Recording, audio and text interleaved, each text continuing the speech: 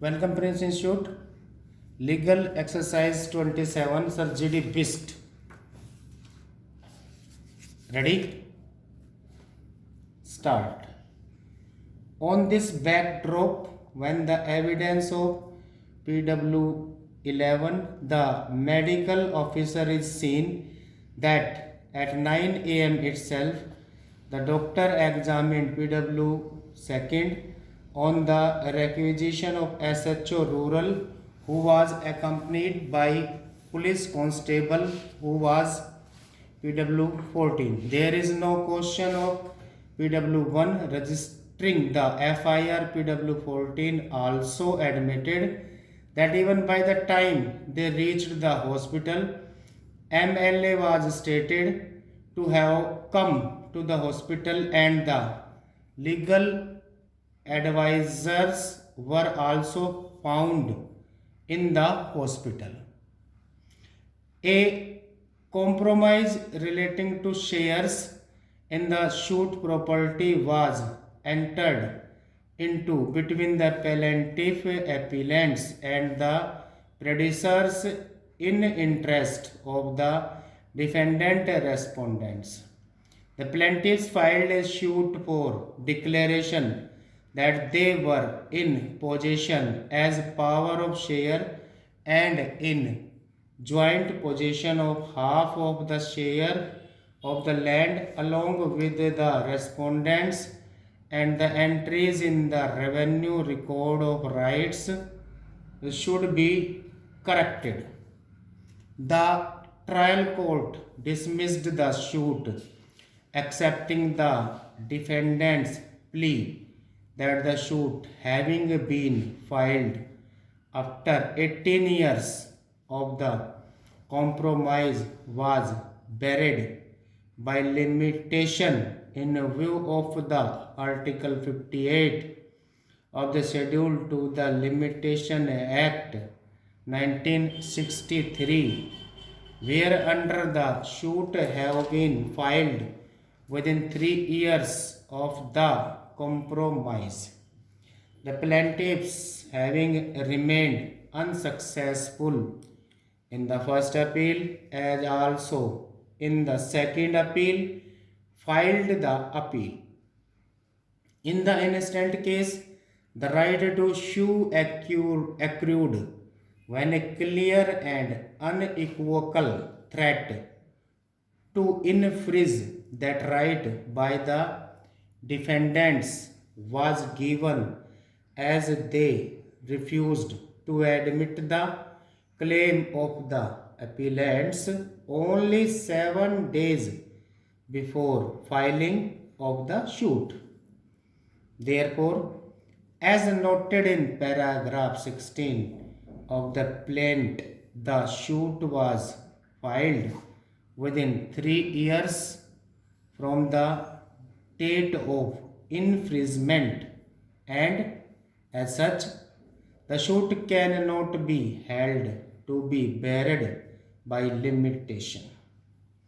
The courts below, including the High Court, had proceeded entirely on a wrong footing that the cause of action arose on the date of entering into the compromise, and therefore the suit was buried by limitation.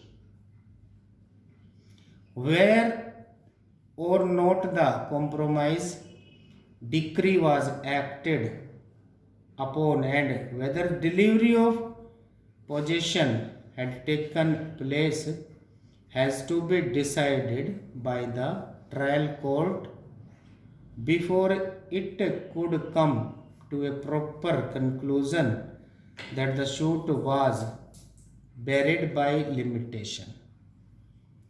The question of filing the suit before the right accrued to the plaintiffs by compromise could not arise.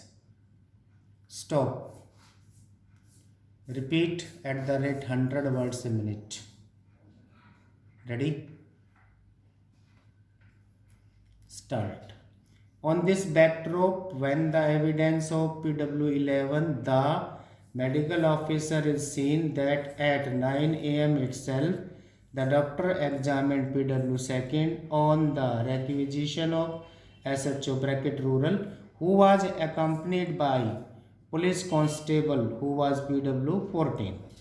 There is no question of PW1 registering the FIR. PW 14 also admitted that even by the time they reached the hospital, MLA was stated to have come to the hospital and the legal advisors were also found in hospital.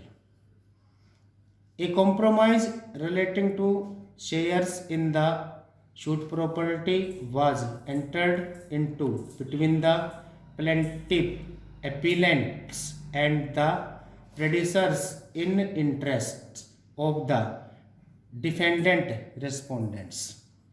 The plaintiffs filed a suit for declaration that they were in possession as owner of share and in joint possession of half of the share of the land along with the respondents, and the entries in the revenue record of rights should be corrected.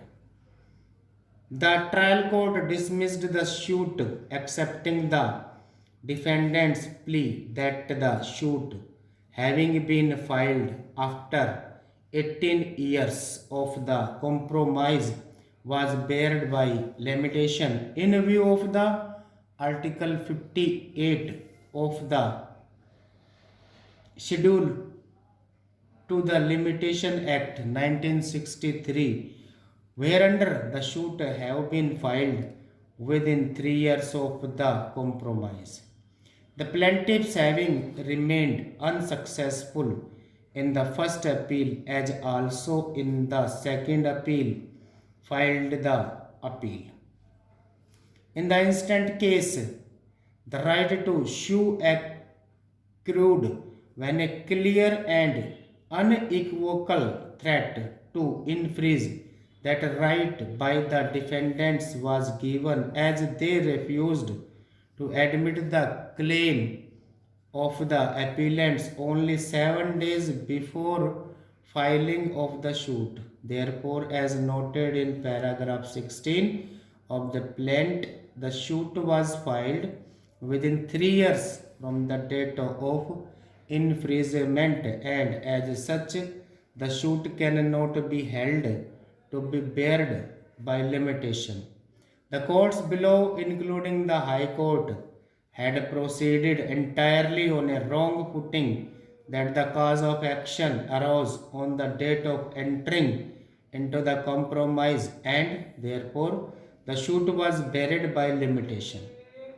Whether or not the compromise decree was acted upon and whether delivery of possession had taken place has to be decided by the trial court before it could come to a proper conclusion that the suit was barred by limitation.